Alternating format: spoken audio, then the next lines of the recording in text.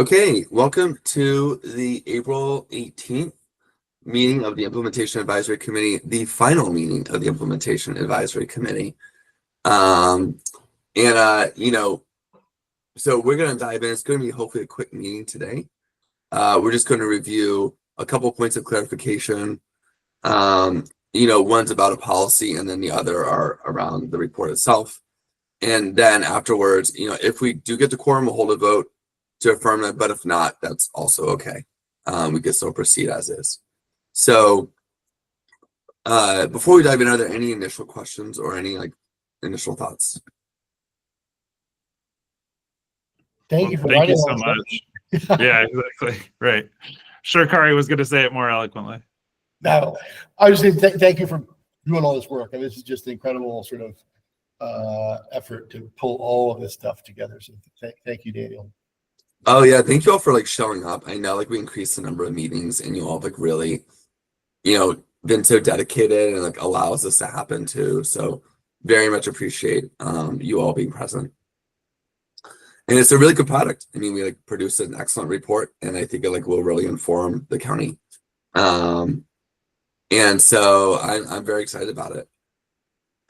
Okay, so looking at the agenda, the one thing is, so I think last week, we talked about how on May 6th, the Board of County Commissioners has invited us to give a briefing on the report.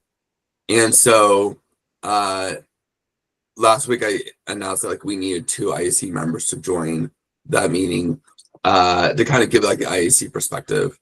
Kari and Beth volunteered and, generously with their time. And I think you all will be an incredible team.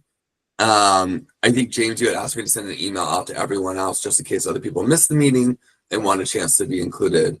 So I did send an email out. If anyone feels so moved to be a part of this, you're welcome to shoot me an email. But otherwise, Kari and Beth, I think if you can protect 9 to 10 a.m. on May 6th. The meeting will be in person. We do have a virtual option if that's impossible. It'll be me and my manager, Samuel Ashby, who's the Director of Strategic Initiatives for the county, and then 2 IAC members. So that's how and we'll probably do a quick meeting beforehand, just brief and make sure we're all prepped on it. Thank you, Daniel, for sending the invite. Appreciate you doing that. And thank you, Kari and Beth, for representing us. You'll be really great. Okay.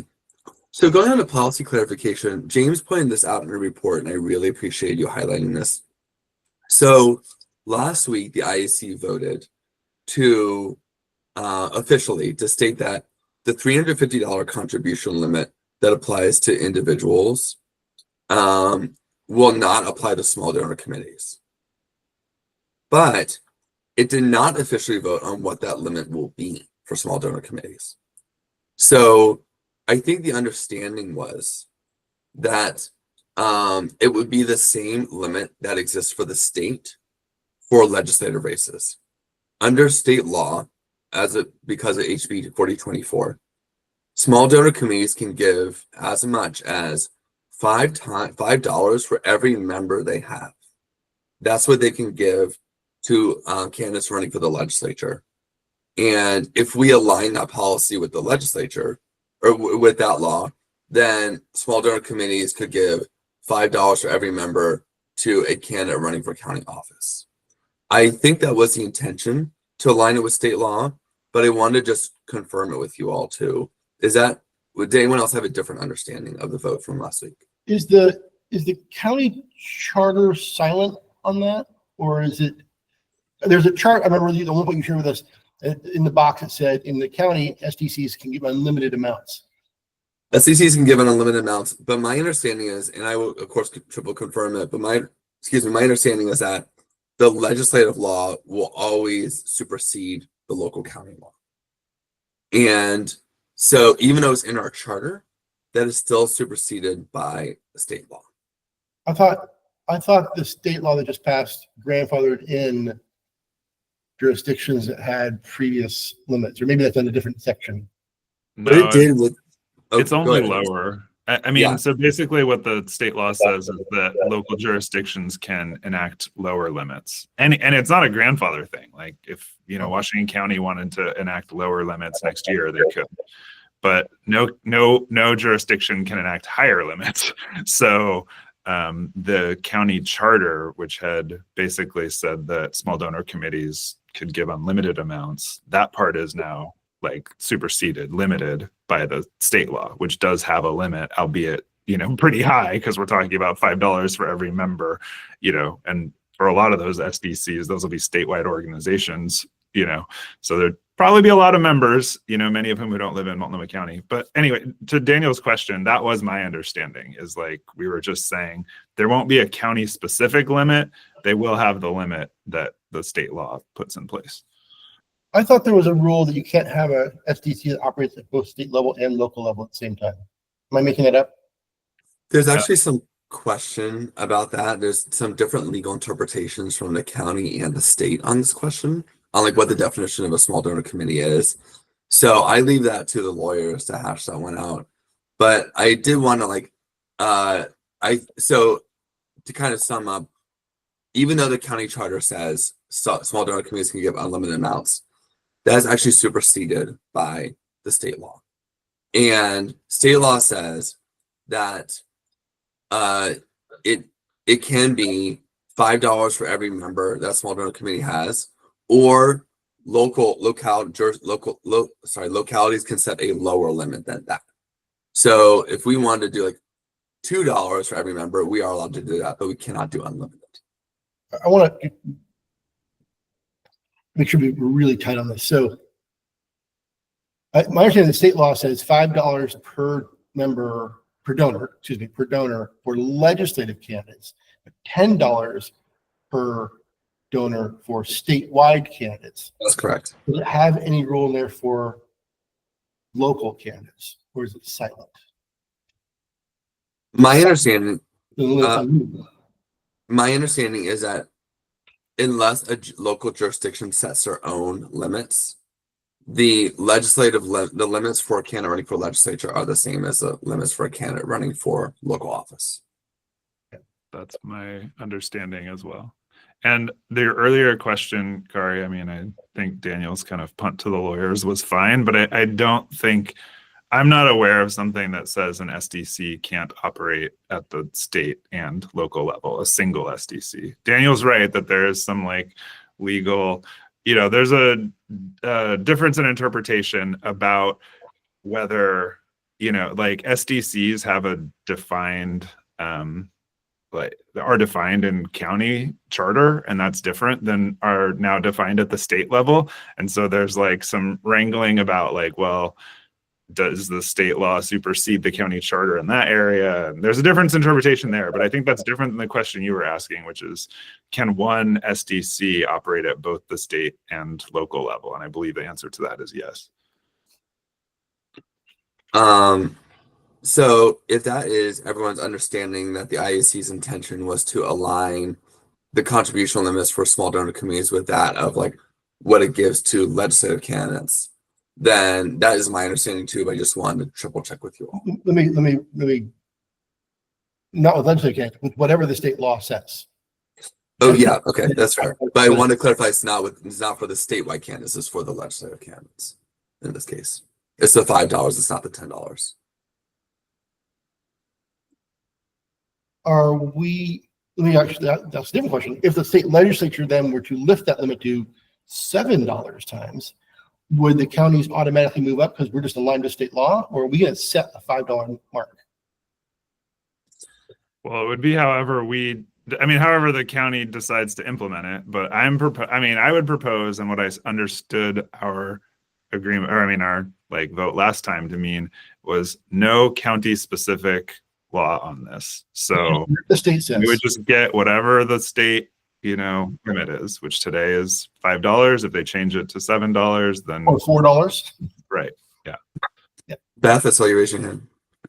Yeah, I think I would just recommend in our recommendation to say like that small donor committees should just follow the same limits as state laws, and then easy we don't have to try to worry about fixing the limits later on.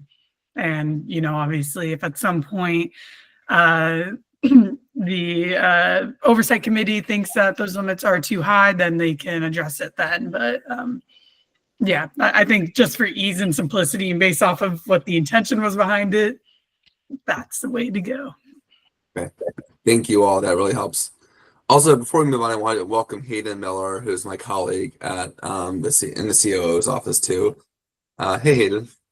Hi, I'm sorry I'm late, and I'm sorry I'm off camera. I've been having technical issues this morning, so one of those Fridays. But I'm just here, just wanted to listen in because I've been helping Daniel with the edits, and wanted to, you know, in case there's anything I can be helpful for.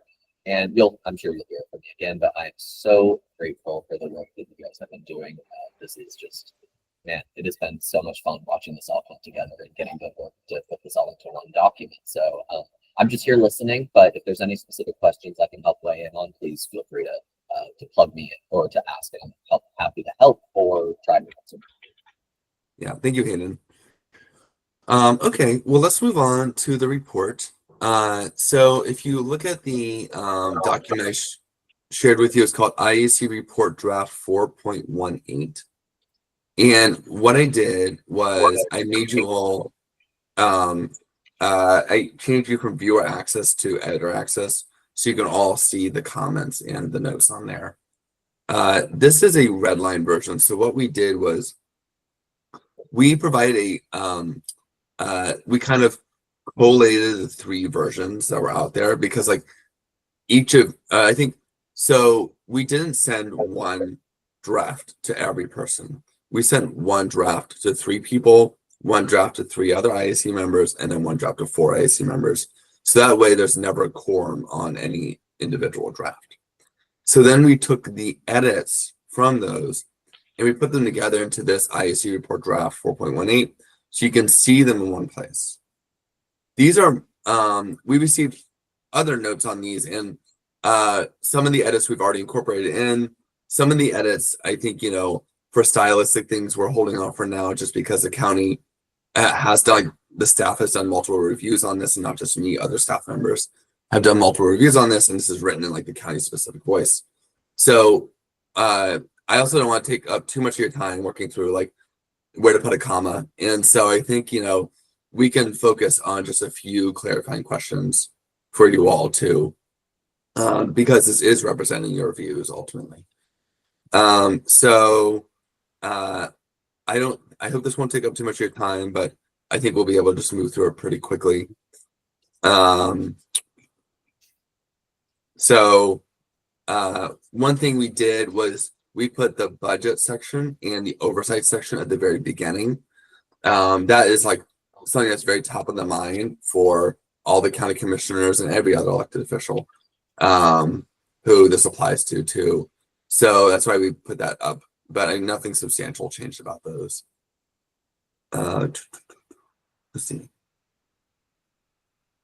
Okay, so if you go to page 4, you'll see one comment and it says, IAC edit, these are all strong claims. Can we add citations to these findings? And this is in reference to like this one section that I wrote here about like, you know, these are some of the common practices of a lot of public matching programs.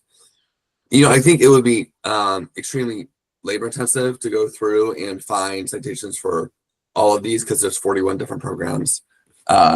And, you know, I think for some of them, like, you know, they could, so making sure that they can be responsive to constantly changing campaign finance landscape. That's actually not in the law. That's just a central value that a lot of them hold. So like, it's hard to cite that. But what we did was we made an edit up here that, and my colleague Hayden was the one who wrote this, but said, through their research and evaluation of similar programs around the country, the IAC found that these programs have embraced tried and true methods to enable their success, which is true. You all did review many different programs in your subcommittees and the full IAC. James. Oh, sorry, I was just thumbs up. I mean, that sounds good to me. Okay, great. So then let's see. So scrolling down a little bit more. Oh, one thing that's interesting, I do want to explain to you. I haven't had a chance to really talk about this at all, but there was one on page 5 where we had the word level the playing field, and I got rid of it because actually the Supreme Court ruled in 2011 that the only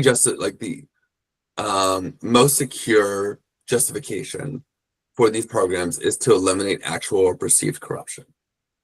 We can't, the Supreme Court would not uphold a program or a specific rule if the intent is to make elections fair, which is wild, but that is nonetheless like the Supreme Court ruling on this. So we really want to make sure not to include things like level the playing field or make everything fair, because even if that's like something that one or two folks might believe strongly, we have to make sure that this is on the most secure legal footing when we're passing this policy. So that's why I eliminated that. And it's an important point I just want to raise up. Okay, so I'm going to scroll down to another substantial comment that needs your review.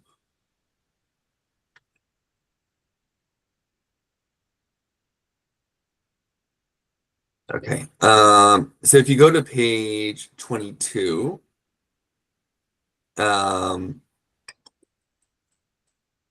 we talk about that folks younger than 18 can give, and that's okay that they can give because federal law allows them to, and federal, state, and local law all allow them to give.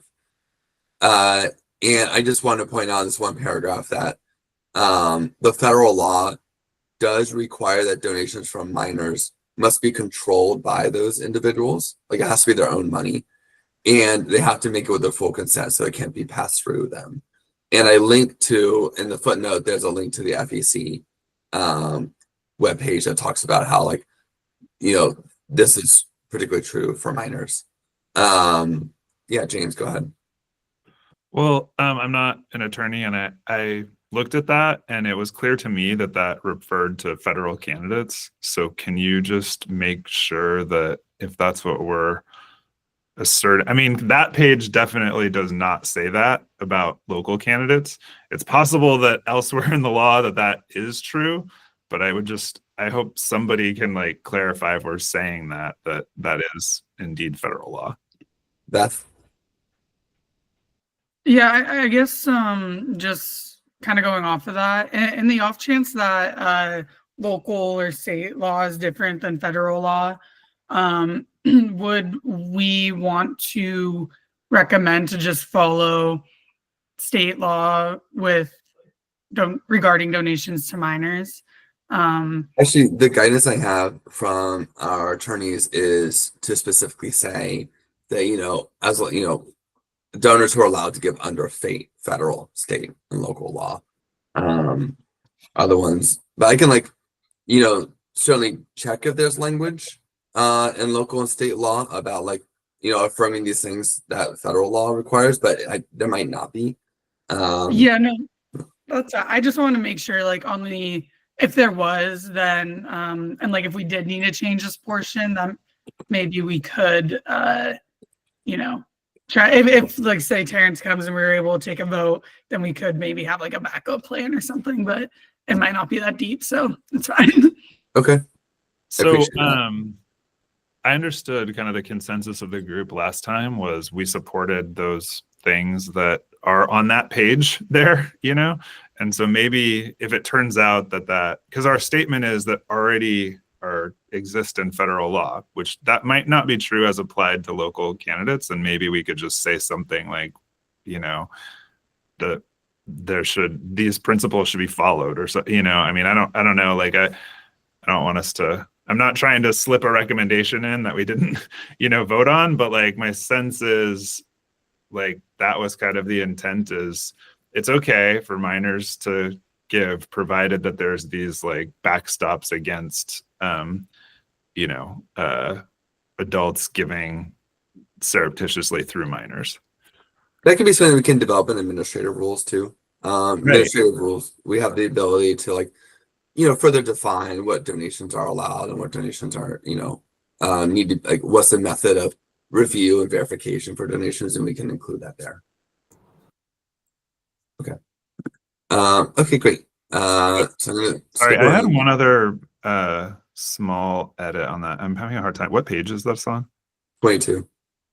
So, I don't, this isn't substantive, but do you think that we could change, at the end of that sentence, it's like passing a donation through their minor, and that just, their minor sounds very weird to me. Can we change it to like through a minor or something like that?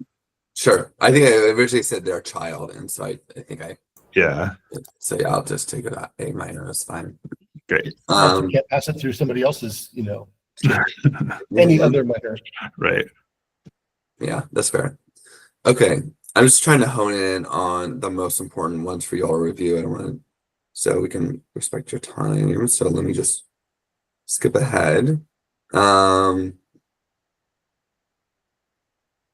yeah, so I mean, like on page 34, this was a point about small donor committees. Are they, do they have county specific limits? You already clarified that earlier in this meeting, but it comes up multiple times. So I'm just gonna like give you all a heads up that you'll probably see that comment, but you already clarified that for me. Oh, yeah. So if you go down to page 35, you'll see there's a section where we talk about contribution limits. The IC recommended a $350 contribution limit for individuals.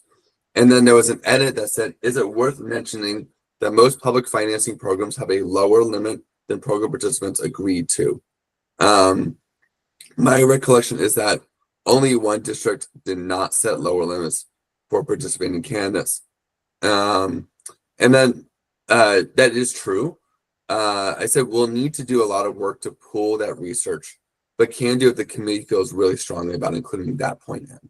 So we're talking about like the reasons why the IAC supported a 350 limit. And someone asked, should we include this other reason here? Which is that most other localities have a lower limit.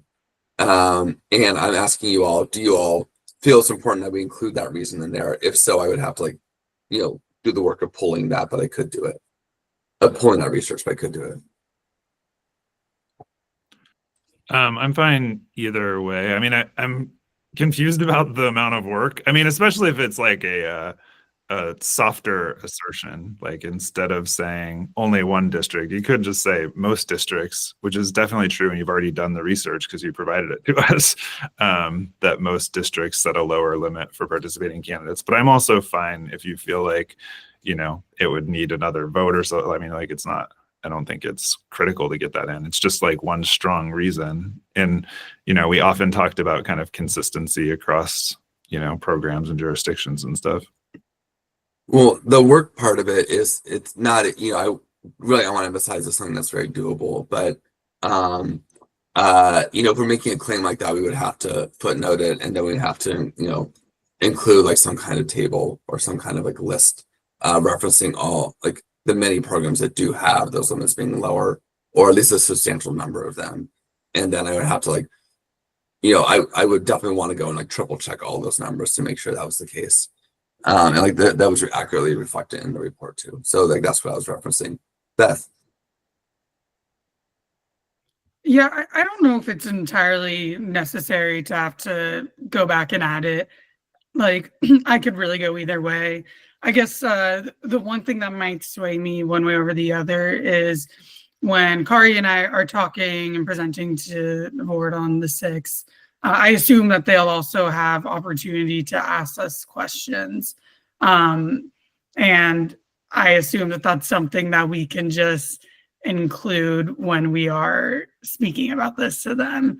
And, because I'm not entirely like it needs to be in the report, I guess it could be helpful in case, they were ever questioning why the limits were lower for participating candidates as opposed to not.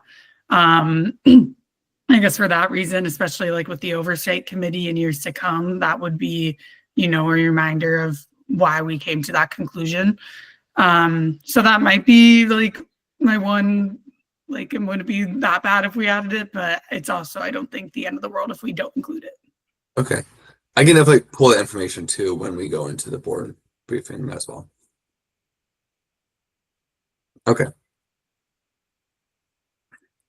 And let's see. So if you go down to page 36, let's see. So talking about the folks, I did a minority report for people who supported a higher contribution limit of $603.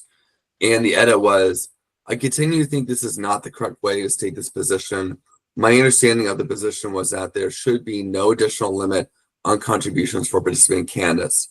At the very least, the group was proposing that the limit currently be set to 603 and then adjusted for inflation using the same process as the charter sets for non-participating candidates.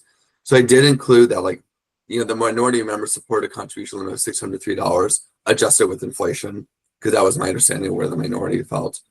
I do think that, like, the question is, you know, is it that the minority of members support a $603 limit, or did they support tying the limit to what the charter limit is? And if I'm summarizing that correctly. And I think, you know, my understanding was we went into that meeting on Friday saying, do we want a 350 limit or a 603 limit? We didn't go into that meeting saying we want a 350 limit or a, you know, a limit that aligns with the charter. Like, that wasn't the vote. I think the minority members specifically said 603, and so that's why I include that number 603 adjusted for inflation. And the charter is at 603. The charter is at 603, but the question is, like, do the minority members, did the minority number of members support a specific limit of 603, or did they support saying that the limit should be exactly the same as the charter? Those are two different things. I guess so. I mean, this is really a question for Marshall and Kari especially, but like my kind of understanding was that you all were saying no additional limit, you know, and because it's significant because the commission is also recommending changing the charter, right? So my understanding of the position was no additional limit on participating candidates. Like, there are going to be some limits out there, either by the charter or by state law or whatever, but that the program wouldn't impose like an additional limit on participating candidates. Yeah, what Marshall and I had recommended coming out of the subcommittee on limits was that it should be actually we recommend a charter amendment to 3,300. I'm sorry to interrupt. Could someone put their, I hear some background talking. If anyone could put their thing on mute. Sorry, go ahead, Kari, say that again. Okay, he's not going. Terrence, I'm glad you're able to join. That's great. So we actually do have a quorum. I think the charter, the background noise was actually in my office. Yeah. So I have now moved. So I think that the recommendation from the limits subcommittee was that we should align the limits with the state limits of 3,300. That would require a charter amendment. So yeah, I think James is correct that our position was the limits for non-participating candidates should be the whatever's, you know, available under state law, and for participating candidates as well. Whatever available under the charter, which we then separately recommend, should match state law, which coincidentally matches federal law. Yeah, correct. Kari has that exactly how the subcommittee felt. Can you, but I'm also summarizing what the full IEC, the minority of members felt in when I'm talking about this report. So, Kari, can you say that one more time? Yeah, the position was that again, the minority position was that the limits for individual donations should be set, should not be limited by this program. They should be at whatever the limit is that the county charter has.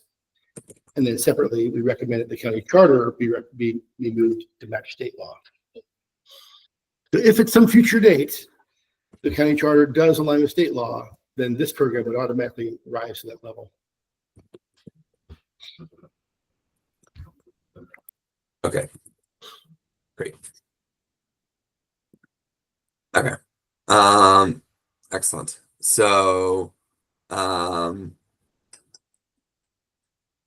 down, a lot of these we've already reviewed because we talked about the STC piece of it.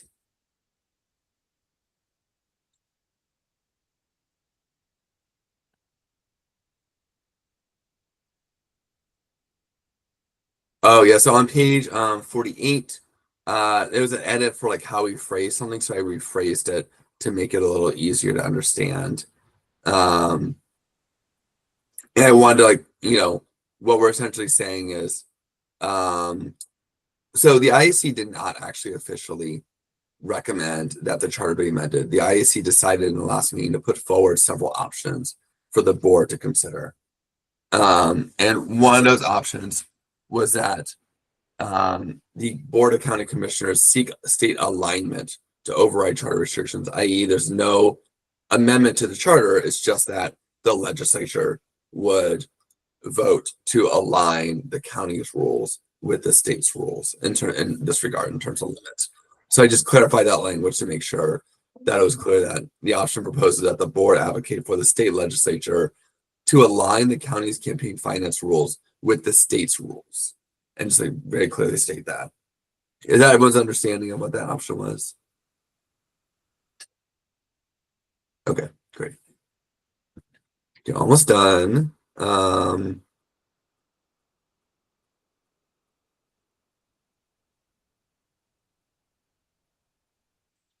if you go down to page 49, this was like the final option was that the board does not seek to amend the charter or align county rules with state law.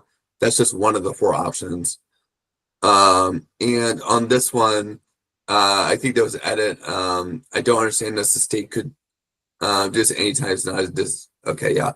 So I think I just rewrote this to say, by not advocating for state intervention, the county's campaign finance rules would be inconsistent with state law, which would lead to confusion, especially for in-kind donations and definition of small donor committees.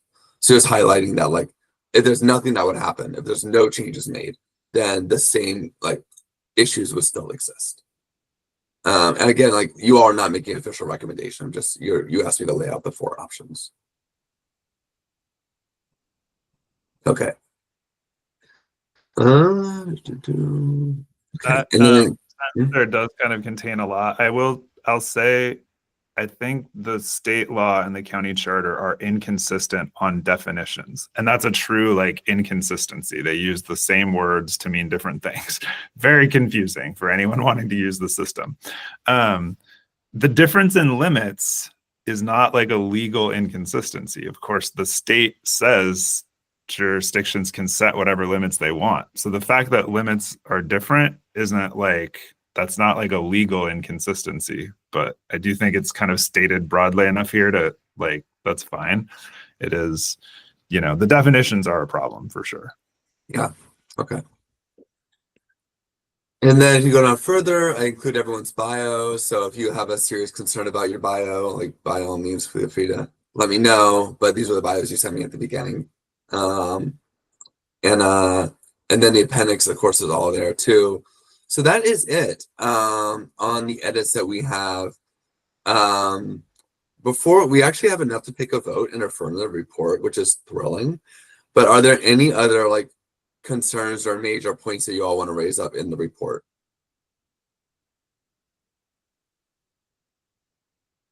Okay. Well, with that, do we have a motion to adopt the report contingent on those edits being made?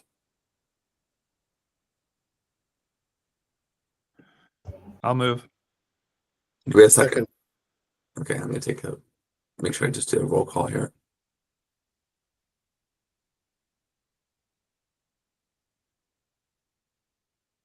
Okay.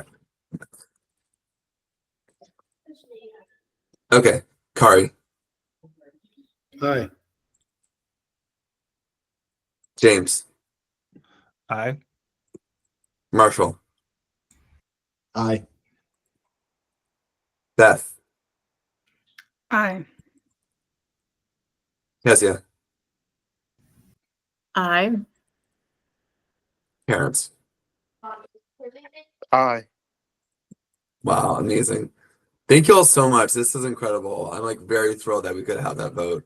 And really, like, thank you all for all your phenomenal work. I know like it was a lot of effort and time and dedication. You all are very busy, and so like thank you for making the time to build this report too. And I think like it's a very strong set of recommendations. I think like it will definitely like generate a lot of like informed conversation. So after we're done, we're going to provide this to the board and to all the elected officials, including the auditor and the sheriff, because they also run under this program, or they could run under this program if they chose to.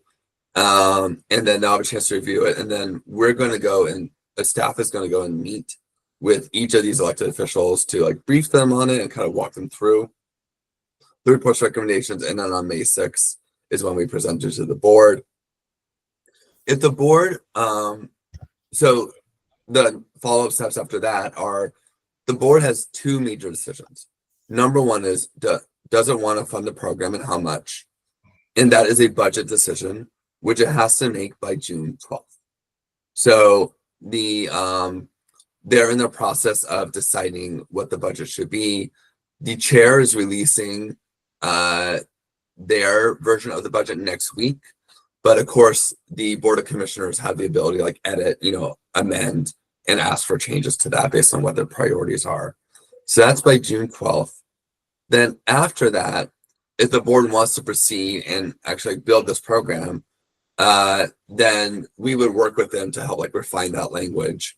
And, of course, like if they have changes that they want to make, we would help like facilitate those conversations too.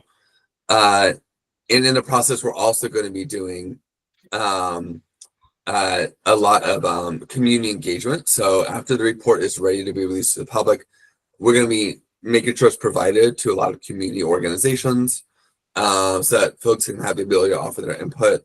I'm going to like offer to meet with organizations one-on-one if they want to give that report to me or give their edits to me. That way they can also like email me those concerns too. So definitely looking forward to sending it out to community groups and also advocates and experts throughout the field. So that'll go forward, and then hopefully the board would pass such language by the end of the summer. We're also going to ask them to, if they do want to proceed, to pass maybe like a resolution earlier affirming that they want this program to move forward too, because that would just like give us the ability to go and like tell organizations and individuals before the language is finalized that this is still like coming down the pipeline. So that is the process going forward. Do people have questions about the process? Hey, James. I do. And I have an ask for you. I know we're kind of basically done today with accepting Beth and Kari in our like official capacity. I wonder if you could commit, because it'll be hard to follow the process after this, if you could commit to sending us at least a few updates. I mean, I'll be very interested if you can send us an update on the budget, like what happens, with respect to this program, which may not make the headlines because I'm sure that the budget will have a lot of other higher profile things in it. And I guess this is a little bit subjective, but I mean, if you feel that there's a place for us to be involved in advocacy or like if there's a place where it would be helpful for commission members to speak with, elected officials or others to try to, advocate on behalf of the program, like I hope that you'll help keep us aware of those moments or opportunities, even though we'll kind of be done. I think all of us care about, this would be a really great program and we'd love to do what we can to see it into reality. Sure, I can absolutely provide those updates. I think Hayden raised her hand and may be able to provide some more information on that part too. Yeah, I can. I think not to speak for you, Daniel, I think we can absolutely send some regular updates through the process in the next few weeks. I was just going to say, to your question, James, around kind of engaging and advocating. Daniel and I have to walk a fine line where we can't advocate once the chair's budget is out. That serves as our budget. I can't see without doing quotes. Our budget, but we're going to be kind of in this fine line of very clearly articulating the work that's been done, the need and the reasoning, but then there's that line we can't cross into advocacy as staff. That said, you all are independent members of the public. You are more than welcome. In fact, I would encourage you to engage with your elected officials to talk to them about this work. I know. Did I hear it correctly that I think it's Kari and Beth are going to be the folks who are presenting on the 6th? Thank you, Kari and Beth. We really appreciate that. I would encourage any IAC members, whether if you want to show up in person to that and publicly testify, or if, because it's in the middle of a workday, if you want to send a letter to them, we can make sure that that's uplifted to the board so that they see that. And then I would say from there, it is completely appropriate for you all to continue to engage your communities to talk to them about this. And there's going to be a robust community engagement process for the budget this year. That includes, I believe, 3 public budget hearings and all of our board meetings that are going to accept open public testimony as well. So we can send out additional information on what those public opportunities are to weigh in on the budget. And then as members of the public, and especially as members of a board appointed commission, you all absolutely have the right individually to reach out to the commission members and schedule, request time to talk to them about it, etc. Yeah, Sorry thank you, about Hayden. that. Oh, that's helpful information. Beth, I think I saw you raise your hand. Yeah, never mind. Hayden answered it as he was speaking, so we're good. Okay. Well, with that, unless there's any final thoughts, I will let you all go and give you, I think, 12 minutes back in, or actually a little bit longer back in your day too. But again, thank you so much for like just showing up and doing the work and like having these conversations and helping craft this, these recommendations too. I know it's like a lot of labor, and so just really appreciate everyone who really put in that effort too. Yeah, Kari. I'm just going to say, Daniel, again, thank you for all your hard work. I mean, this is a 68-page report or something like that. It is extraordinary. Thank you for leading us through this process. At the very beginning, it was sort of unclear to me how we were going to get here with so many different decisions to make. And you kind of led us through a very structured process, and it was great. And I'll also say to my fellow volunteers here, this was really an extraordinary group. We all grappled with this stuff, and we were all open to each other. We I think on more than a few occasions changed each other's minds, which is good. And it wasn't one of these deals where it was like there were 2 armed camps firing at each other. We were all on many votes in different configurations throughout the process, and so it was a very, I think, for me anyway, a very positive experience in volunteering for our public. So thank you. Yeah, great. All right. Really Well, thank agree. you. Yeah, thank you all so much, and I will let you go and have a wonderful weekend too. Thank you all. Bye, everybody.